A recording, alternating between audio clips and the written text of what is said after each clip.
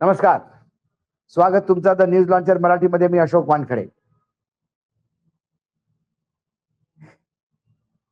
Trade deal, American trade deal आणि शेतकऱ्यांचं नुकसान. काय अमेरिकाचं ट्रेड डील शेतकऱ्यांचा डेथ वॉरंट आहे. राहुल गांधी जितक्या पोटतिडकीनी तो प्रश्न मांडतो तेवढ्याच मोठ्या जोरानी पूर्ण सत्ता पक्ष, मग पियुष गोयल असो, अमित शहाजी असो, नरेंद्र मोदीजी असो, कृषी मंत्री शिवराज सिंग चौहान असो की बाकी जे मंत्री त्यांना ट्रेड डील हे लिहिता येत नाही ते असो, पामिरियन अँकरनिया असो की सांगली वाला, कोल्हापुर वाला, पुना वाला, जापान वाला, ये सब लोग, उनमें से कोई लोग हो, बार बार कहते कि ये देश को भ्रमित कर रहे हैं, लेकिन सवालों के जवाब नहीं होंगे तो कौन भ्रमित कर रहा है तो समझ सामने दिख ही रहा है. ट्रेड डील हुआ, ये अमेरिका के राष्ट्रपति ने इस देश को बताया और फिर उनके सोशल मीडिया पे पोस्ट करने के बाद हमारे प्रधानमंत्री ने 140 करोड़ लोगों की तरफ से उन्हें धन्यवाद दिया कि आपने हमको बचा लिया साहब ट्रेड डील करके. तब से ट्रेड डील को लेकर फिर पहला ड्राफ्ट ट्रेड डील का व्हाइट हाउस ने रिलीज किया, हमारे तरफ से कोई इंफॉर्मेशन नहीं. फिर फैक्ट शीट उन्होंने घोषित कर दी, हम यहाँ है करते रह गए. फिर उन्होंने ये तक बोल दिया कि रशिया से तेल लोगे, आपने बोला था नहीं लेंगे, लेकिन हमने एक कमेटी बनाई बड़ी अधिकारियों की, वो 24 घंटे दूरबीन से देखेंगे. उसके ऊपर भी हम है करते रह गए.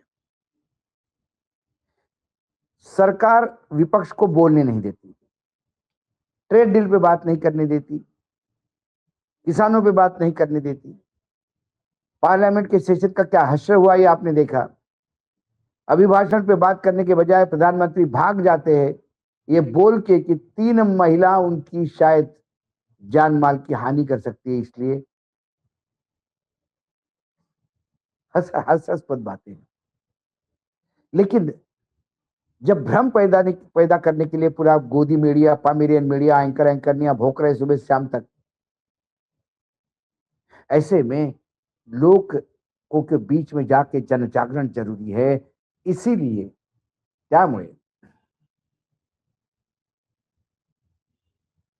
काँग्रेसनी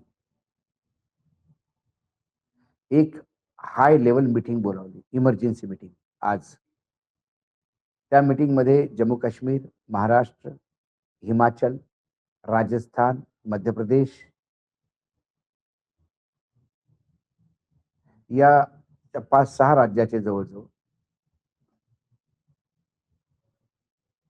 काँग्रेस प्रदेशाध्यक्ष, जिथे मुख्यमंत्री आहे तिथे मुख्यमंत्री, जिथे मुख्यमंत्री नाही तिथे लीडर ऑफ ऑपोजिशन, त्याला बोलावून घेतलं. सगळे जनरल सेक्रेटरी होते, खरगे साहेब स्वतः होते अध्यक्षता करायला आणि राहुल गांधी होते. आणि त्या मीटिंग मध्ये असं ठरलं की पूर्ण देशातल्या शेतकऱ्यांना जागं करायचं, जनजागरण करायचं, ट्रेड डील किती घातक आहे त्याच्यापर्यंत पोहोचवायचं. त्यासाठी एक मोठी रणनीती तयार झाली. आता शेतकऱ्यांची मोठी मोठी संमेलनं भरवल्या जाणार आहेत. त्यासाठी वेगवेगळ्या शेतकरी संघटनेशी लगातार काँग्रेस पक्षातले लोक काम करत आहेत. बाकी राजनीतिक दल ज्या ज्या राज्यात जिथे जिथे काँग्रेस सोबत आहेत ते पण त्यात सहभागी होतील असा प्रयत्न चालू आहे. पहिलं संमेलन भोपाळला होणार, दुसरं संमेलन यवतमाळला, तिसरं संमेलन श्रीगंगानगरला. आता भोपाळ याच्यासाठी की मध्य प्रदेश हे सोयाबीन स्टेट आहे, त्यामुळे भोपाळला एक सिंबॉलिक आहे की त्या सोयाबीनवर, सोयाबीनचं तेल कसं येतं, तो जीएमचं सोयाबीनचं तेल आहे, त्या जीएमच्या सोयाबीन तेलामुळे आपला शेतकरी, त्याला सोयाबीनला भाव मिळणार नाही, तो बर्बाद होऊन जाईल, त्याला मरावं लागेल. तुम्ही सोयाबीन जरी नाही आणलं तरी तो सोयाबीन तेल आणल्यामुळं शेवटी त्या सोयाबीनचं तेलच काढून विकतो शेतकरी. जेव्हा त्याचं तेलच कोणी घेणार नाही, अमेरिकन तेलापुढे, आणि अमेरिकन तेल आपल्याकडे फक्त शून्यावर येणार आहे, शून्य टॅक्सवर, करावर, शून्य दर कर आहे त्याला. त्यामुळं पहिलं संमेलन भोपाळमध्ये शेतकऱ्यांना सोप्या भाषेत समजवण्याचा प्रयत्न करणार, आणि हा गावगाव हे जावं असं त्यांचं, म्हणजे त्याची अशी एक फौज तयार करणार आहे की गावागावात जाऊन हे लोकांना समजलं पाहिजे. दुसरं संमेलन ते 7 मार्चला बहुतेक टेंटेटिव्ह डेट आहे, यवतमाळला. कारण यवतमाळ जिल्हा हा कापसासाठी फेमस आहे. गुजरात पासून निमाडचा पार्ट मध्य प्रदेशचा, तो इंदोर पासून तसा तो जिथे गुजरात लागतो मध्य प्रदेशला, तिथनं मग पुढे निमाड, निमाड मधनं मग पुढे विदर्भ, मराठवाडा, तेलंगणा, आंध्र प्रदेश, तामिळनाडू, राजस्थानमध्ये पण थोड्या काही क्षेत्रात कापूस होतो. पण यवतमाळ हा सर्वात मोठा जिल्हा जिथे सर्वात जास्त शेतकरी आपले जीव देतात नुकसानामुळे. मोदींनी 2013ला त्याच यवतमाळ जिल्ह्यात येऊन तुम्ही जीव नका देऊ म्हणून एक चहावर चर्चा केली होती आणि खूप सारं काही सांगितलं होतं. त्या सगळ्या फोकणाऱ्या साबित झाल्या.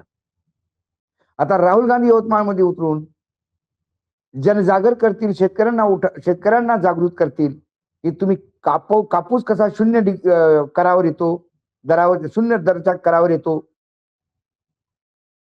फुकटातच कापूस येतो अमेरिकेमध्ये, आणि त्या कापसामुळे आपण मारल्या जाऊ. आपला कापसाचा मोठा एक ग्राहक बांगलादेश होता. बांगलादेशमध्ये जेवढं लागत होतं सूत, त्याचा 80% सूत भारत देत होता.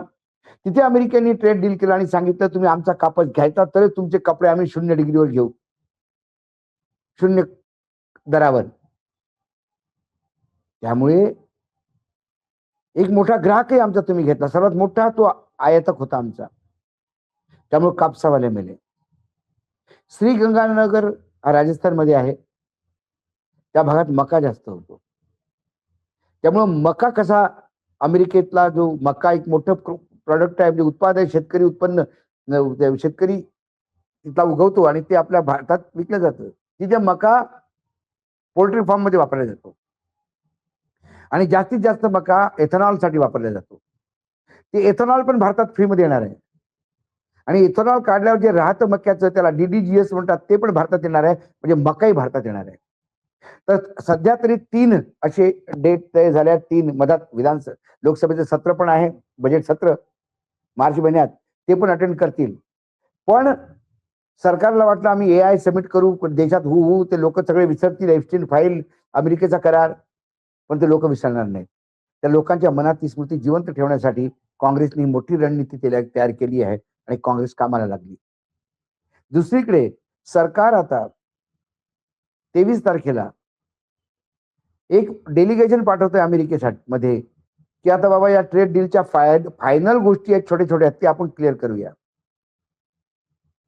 मुख्य म्हणजे यांना माहितच नाही डील काय झालं ते जे सगळं व्हाईट हाऊसने सांगितलं तेच हे होला हो म्हणतो, होय बा म्हणतात, मान हलवतात नंदीबैलासारखी. आता त्या फायनल ट्रेड डील मध्ये अजून काय काय आपल्या उरावर बसतं अमेरिका घेऊन, कोणालाच माहित नाही. त्यामुळे शेतकऱ्याचं हे जे संमेलन आहेत, त्यांनी बरेचसे शेतकरी संघटनांसोबत गोष्टी केल्या, ते पण नेत्यासोबत असतील, बाकी जे विरोधी पक्ष आहेत ते पण सोबत आणण्याचा प्रयत्न करत असेल. त्यामुळे पूर्ण देशात एक आंदोलन उभं करायचं शेतकऱ्यांचं, शेतकरी आणि मजदूर. कारण मनरेगा सुद्धा रामजी झालं तेव्हापासून तिथे सुद्धा मोठा झटका लागला. हे सगळं जर एकत्र केलं तर मजदूर आणि शेतकरी हे जवळजवळ 60-62% लोकसंख्या होती यांची. त्यामुळं काँग्रेसच्या या पूर्ण प्लॅन बाहेर येताच भाजपामध्ये हडकंप लागला. आता ते काय ट्रेड डील कसं चांगलं आहे, फक्त देवेंद्र फडणवीसनी एवढं म्हटल्याने नाही होणार की आम्ही सोयाबीन खरेदी करू. अरे सोयाबीन MSP वर खरेदी करावंच लागेल तुम्हाला, पण तुम्ही ते सुद्धा 2.5 हेक्टरच सोयाबीन घेऊ, बाकी नाही घेणार, हे जे तुम्ही लावले होते. आणि मग ते सोयाबीन काय करणार,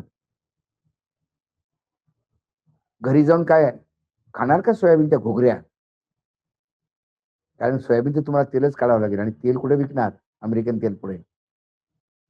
त्यामुळे त्याही फोकणारच आहेत, आम्ही विकत घेऊ. भाजपला कळत नाही की या संमेलनाचं काउंटर कसं करायचं.